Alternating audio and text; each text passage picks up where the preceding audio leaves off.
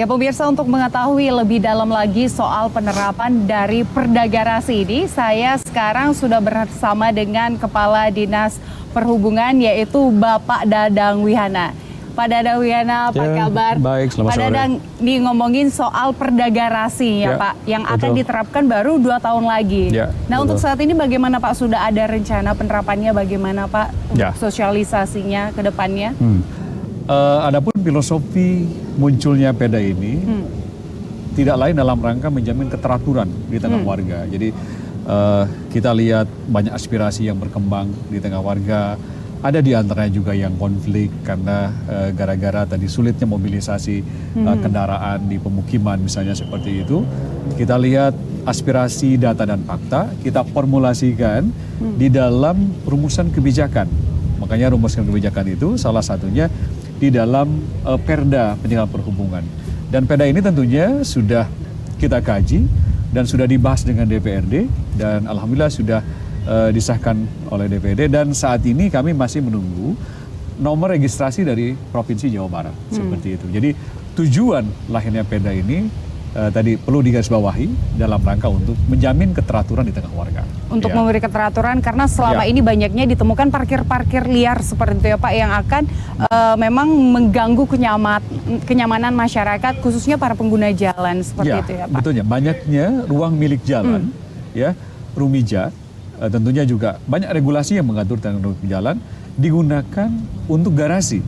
Garasi itu dia memang bukan hanya parkir saja, tetapi memang digunakan untuk menyimpan kendaraan seperti itu. Iya. Karena banyak juga pemukiman warga sekarang yang disulap menjadi kos-kosan seperti itu. Mereka membangun kos-kosan, tapi tidak menyediakan garasi juga bagi yang menempatinya seperti itu ya Pak. Iya, seharusnya mereka kalau dia membangun ruang usaha, tempat usaha, ketika mereka mengajukan izin, tentunya dia harus ada lahan untuk satuan ruang parkirnya, gitu kan. Makanya kalau misalkan membangun ruang usaha tanpa dilengkapi terkait dengan ruang parkir juga itu menyalahi, karena kita juga punya analisis dampak lalu lintas, memang yang harus dilengkapi oleh mereka. Lalu terkait denda yang akan diberikan sanksi seperti itu yaitu 2 juta rupiah bagi mereka yang melanggar Perda ini nantinya itu bagaimana Pak? Hitung-hitungannya tuh bagaimana Pak? Tadi denda ini adalah langkah akhir, ya. Setelah 2 tahun ini adalah masa kita di dalam rangka 1 tahun pertama adalah menyusun regulasi peraturan wali kota. Peraturan wali kota itu berisi terkait dengan mekanisme dan prosedurnya seperti apa, gitu kan. Lalu pengenaan sanksinya seperti apa. Karena tadi kepemilikan garasi itu bisa milik sendiri, sewa menyewa, ataupun garasi bersama.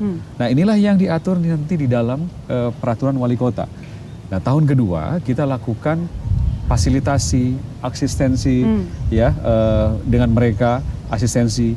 Lalu dilakukan juga advokasi dan juga edukasi kepada mereka. Edukasinya apa? Bahwa tujuan dilakukan Perda ini bukan pertama kali kan ada menyampaikan didendanya masuk pendapatan asli daerah. Tidak seperti itu. Aturan tanpa denda juga itu nanti sia-sia, ya kan? Denda itu harus dilakukan setelah proses pemberdayaan itu dilakukan. Makanya denda itu adalah sebagai sebuah punishment jika nantinya tadi melanggar. Tapi tentunya tadi melalui tahapan-tahapan yang kita lakukan. Tapi itu jenis denda untuk semua bagi yang melanggar, misalnya mereka hanya meletakkan mobilnya sementara di situ, itu 2 juta juga dikasih denda atau khusus mereka yang menyimpan mobil kendaraannya di halaman warga gitu, bagaimana Pak? Denda sebanyak-banyaknya 2 juta rupiah, denda administratif sebanyak-banyaknya. Kita nanti akan atur melalui zonasi, mana nanti yang 2 juta, mana mungkin nanti yang 1 juta, seperti itu. Dikenakan kepada mereka yang menggunakan ruang milik jalan sebagai garasi. Kita bisa bedakan mana yang parkir dan mana yang menjadikan garasi. Berarti berbeda seperti itu sanksinya, jumlahnya berbeda, tapi maksimal 2 juta. Maksimal gitu 2 juta. Pak? Ketika misalkan tadi ruang milik jalan digunakan untuk garasi. Tentunya bagi sahabat warga tidak perlu panik, tidak perlu panik. Karena kita tadi proses pemberdayaan yang kita dahulukan. Kendala-kendala apa di lapangan? Ya misalnya tadi mereka biasa memarkir kendaraannya di pasos-pasu misalkan. Seperti apa formulanya? Nah ini disusun dalam peraturan wali kota, nah, kan seperti itu. Tetapi bagi warga yang tadi sudah punya mobil satu, garasinya cukup hanya satu, ya sudahlah gitu. Kalau memang dia tidak ada lagi tempat untuk menyimpan kendaraan, sudah cukup satu gitu. Jangan menambah lagi kendaraan misalnya dengan tadi menggunakan ruang milik jalan yang mengganggu orang lain jika jalan itu digunakan untuk garasi. Iya, itu bukan haknya seperti Karena itu ya, bukan Pak. haknya, iya. Karena perlu kita ketahui, mungkin semua juga sudah menyadari bahwa di lain selain kita ada orang lain. Ada hak kita dan juga ada hak orang lain, seperti itu.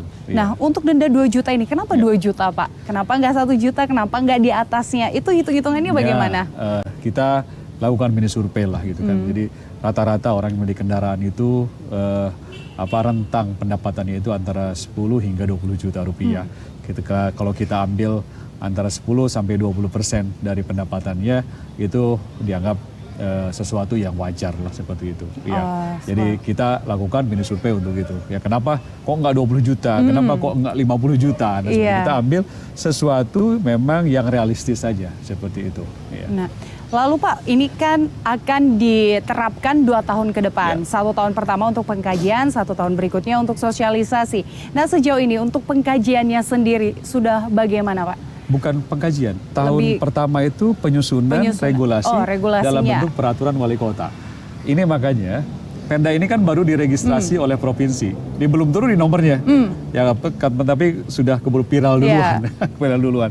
Kita menunggu penomoran dari provinsi. Setelah itu kita menyusun perwa. Dalam 1 tahun ini kita menyusun tim untuk penyusun perwa.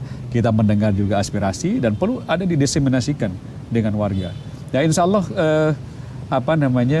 peraturan daerah ini hadir tadi untuk menjamin keteraturan, kita untuk menjamin keadilan di tengah warga. Itu prinsip-prinsip dasar itu kita pegang. Ya. Untuk sejauh ini aspirasi masyarakat yang Bapak dapatkan bagaimana? Ya, trennya cukup positif dan banyak sekali yang mendukung. Hari ini kami kedatangan tamu dari DPRD Kota Ambon. Mereka tadi akan menyampaikan akan mengadopsi pasal terkait dengan garasi, ya kan? Besok kita kedatangan tamu dari DPRD Kota Ternate. Dengan hal yang sama, mereka akan melihat terkait dengan Perda Penyelenggaraan Perhubungan terkait dengan pasal garasi. Dan teman-teman di Indonesia juga banyak yang sudah bertanya kepada kita. Mudah-mudahan ini sesuatu dari Depok ini bisa bermanfaat untuk Indonesia. Justru dengan viralnya ini perda tentang garasi ini membuat beberapa daerah lagi terinspirasi untuk mengikutinya, gitu ya, Pak. Berkat TV juga untuk memuat itu. Pak, tapi di DKI juga diketahui memang peraturan tentang garasi ini sempat ada gitu, tapi tampaknya tidak bisa diterapkan seperti itu. Bagaimana Pak melihatnya? Tentunya DKI dengan kita berbeda. DKI adalah levelnya provinsi, kita kota. Ada hal yang dalam pasal ini yang berbeda dengan DKI Jakarta. Kita tidak masuk ke dalam ranah yang bukan menjadi kewenangan kita. Jadi kalau kita tidak mengatur terkait dengan bahwa untuk memiliki kendaraan atau nyicil kendaraan syaratnya harus garasi. Kita tidak mensyaratkan itu. Jadi karena itu bukan ranah ataupun kewenangan dari pemerintah daerah. Seperti itu perbedaannya. Maka kalau di kita hanya mengatur terkait dengan kepemilikan wajib garasi tanpa menghubungkan dengan syarat kepemilikan kendaraan.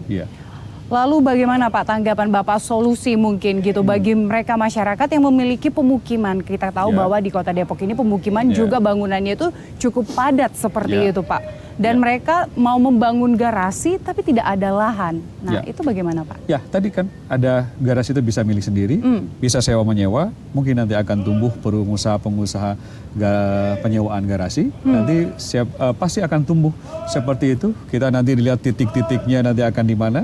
Lalu ada garasi bersama. Garasi bersama itu rembugan dengan warga, gitu kan. Nah, ini yang kita formulasikan bersama-sama dengan warga. Gitu. Karena tadi selalu saya katakan bahwa fungsi pemerintah adalah mengatur, ya gitu, dan juga melayani. Nah, kita layani dulu mereka, aspirasinya seperti apa, seperti itu. Ya. Namun kalau misalnya si pemilik kendaraan ini rumahnya jauh dari tempat lokasi parkir bersama itu, sehingga dia akan memakan waktu yang cukup lama gitu Pak untuk ke tempat garasi itu. Sedangkan dia butuh kendaraannya cepat. Nah ini konsekuensinya bagaimana? nanti juga nanti akan terpola. Apakah ya. ada mungkin nanti pembebasan lahan dari pemerintah kota gitu Pak, menyediakan untuk parkir mereka? Ya, sementara ini kita belum masuk ke sejauh itu gitu kan. Jadi kita tapi itu kita pikirkan. Jadi kami mencoba, karena kan kalau di pemerintahan itu kita tidak sendiri, ada warga, ada juga kalangan dunia usaha, itu kita rangkul secara keseluruhan, ya kan. Jadi nanti ke depan bisa jadi dengan private sector partnership, bekerja sama dengan pihak swasta untuk pengembangan tadi spot-spot tadi seperti itu. Jadi semua kemungkinan itu bisa kita lakukan. Iya, untuk saat ini ya diterima aspirasinya masyarakat, diajak diskusi untuk menghasilkan tujuan yang lebih baik ya tentunya untuk kemajuan Kota Depok sendiri. Terima kasih Pak Dadang Mulyana, sukses terus, semoga nanti Kota Depok ke depannya bisa lebih maju lagi. Ya pemirsa, setelah ini kami juga akan bertemu dengan sejumlah anggota DPR lain ya untuk membahas soal perda terkait garasi ini. Tetap bersama kami di Suara Jakarta.